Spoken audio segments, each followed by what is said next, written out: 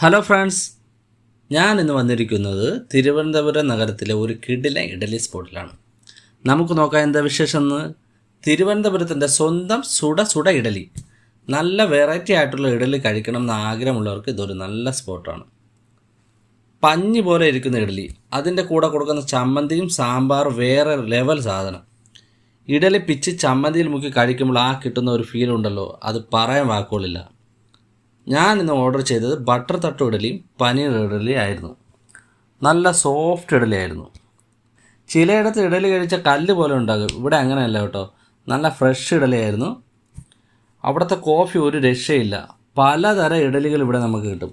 Soya idli, mini idli, പൊടി ഇഡലി, പനീർ ഇഡലി, പിന്നെ പലതരം വടകളും ലഭ്യമാണ്. സാമ്പാർ വട, തൈര് വട, രസവട, അങ്ങനെ.